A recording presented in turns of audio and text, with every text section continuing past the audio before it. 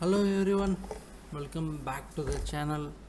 So, in this lecture, we will be dealing with specifically citizen centric administration. So, what all we'll be looking into the lecture. So, we'll be learning about what does citizen centric administration mean, different concepts of the citizen centric administration, along with the core principles, barriers, and different strategies, processes, or tools which can make administration more citizen centric and followed by conclusion. So, let's get into the topic. Citizen centric administration means placing citizens at the center. Like they are the stakeholders, main stakeholders in the public service, in the modern public administration, and like it can be achieved by addressing the concerns of citizens like transparency, accountability, stability, efficiency. These all will help in the citizen centric administration. So that is citizen centric administration, that's which is keeping the citizens or public in the center and taking note of their words for administration. That is citizen centric administration. Now let's look into the concept of citizen centric administration. See, good governance. See, a good citizen centric administration lies on the foundation of good governance, like which are made up of the eight attributes: accountability, transparency, responsive to immediate needs, participatory, consensus oriented, like it's nothing but asking to all the stakeholders, following the rule of law, being effective and efficient, along with equitable and inclusiveness. So that's good governance, and it also facilitates development, like it aims at providing an environment in which all citizens, irrespective of religion, class, gender, can develop their full potential. So that's a development which can be brought only through the citizen centric administration, like honesty, integrity, transparency. All these things can be brought into uh, which can be brought through citizen centric administration, like for example efficiency, like speedy and effective delivery of service, like without the harassment, and with increased use of the ICT, like faceless assessment, which was introduced by the income tax department. That's something which facilitated development. Treating all citizens with empathy for weaker, all citizens alike with quite empathy for the weaker sections, like reservations and other benefits enjoyed by SC/ST people. That facilitates development. These are few aspects of that. Now let's look into the core principles of citizen centric administration. The rule of law, zero tolerance strategy, like zero tolerance for any error. So that is something zero tolerance strategy speaks of. No error should be made and proper work should be done. Decentralization. A work cannot be done in the centralized manner. So this can be very well seen in the Indian constitution. I mean Indian political scenario. Like center is there, followed by states and the panchayats and municipalities. The power is decentralized to different units horizontally for them to exist and develop. Transparency. A transparent administration brings not only effectiveness but also brings in more accountability, which helps a city, state, or even the nation to grow, making institutions vibrant, responsive, and accountable. Yes, a government institution, along with the public officials, should be made vibrant, responsive, and accountable, and should not be stagnant for for a long period of time. Civil service reforms. The reforms which are needed for the civil servants so that they could act according to the situation and following the laws rules, but at the same time having the human values considering into them. Ethics and governance. See, governance must be considered, ethics must be considered in the governance process also.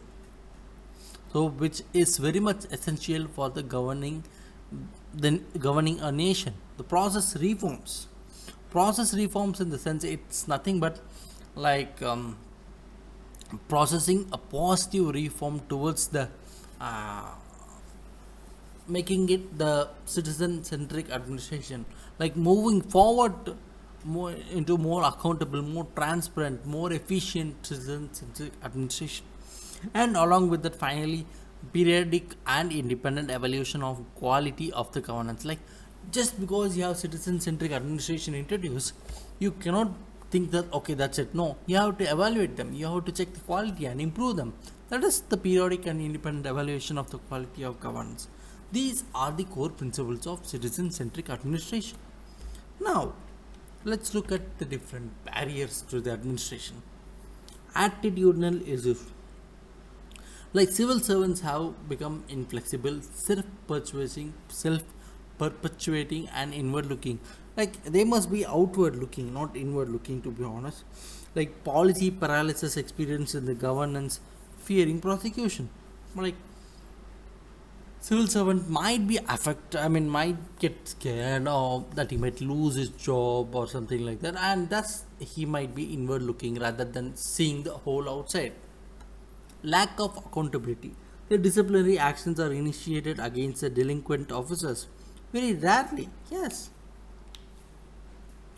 Inadequate performance evaluation structure also contributes to the thing. Like there is a job security in the government sector, so civil servants do not give their best. That's a barrier. Inefficiency. See, even though adhering to the rules and procedures, bureaucrats sometimes makes the procedure cumbersome, which do not serve the very purpose of their existence. Rules must be there, but it must not be so strict. Like, for example, like the Tatas had to wait for 21 years for gaining approval for the airline because of the duplication efforts of the bureaucracy. Next one is low level of awareness. Awareness of rights and duties of would ensure that officials and citizens discharge their duties effectively and honestly. And that level of awareness is very low. Lack of capacity building. Scarce capacity building of personnel who are to implement the laws also result in policies and laws not being implemented properly. Like prior to mission Karma Yogi, like there are no regular capacity building initiatives available for civil servants. That's something which we must take into consideration. Now let's look into the strategies, tools, mechanism to make the administration more citizen centric. Define the service. So like entitlements of citizens to be specific service, like standards of service and the conditions to be met by users are to be predefined. Like if you want this, bring these documents. We have to keep it fixed, like citizens charter. Make right information simple. Citizens must feel that they are the primary stakeholders, that they ask for information from the government. Like a good example can be what here is Bihar's unique attempt to accept the RTI applications through the phone calls, which can also be called Jankari project. Yes. Independent evaluation. Monitoring of service delivery by official managers and the citizens themselves and timely action by them will help in that. Like social auditing will help. Seek encouraging discussions. Citizens seeking information, giving suggestions, demanding better services, holding service providers and other agencies accountable, along with the active participation of citizens, make the administration and decision more effective and more accountable. So that brings in more belief towards the government by the citizens. So We all looked into different strategies, what citizens administration core principles and barriers. So with this we'll be concluding the end. Like citizen centricity is the essence of any vibrant democracy and is linked to the good governance. So the good governance comes only to the part when all classes of citizens can be able to develop their to the fullest, which also means by the provision of public services in an efficient and equitable manner to citizens. Governance actually can be termed only good. We all know that if it only keeps citizens first, like governance can be good only when it keeps its citizens first. Such governance model actually would ensure equitable and inclusive development of society and the nation. So that's it for today's guys. Hope you understood the topics and the lesson lecture. Do comment your doubts if you have any, and I will clear it as soon as possible. Do follow this lecture, and we'll resume with the next lecture soon. Thank you.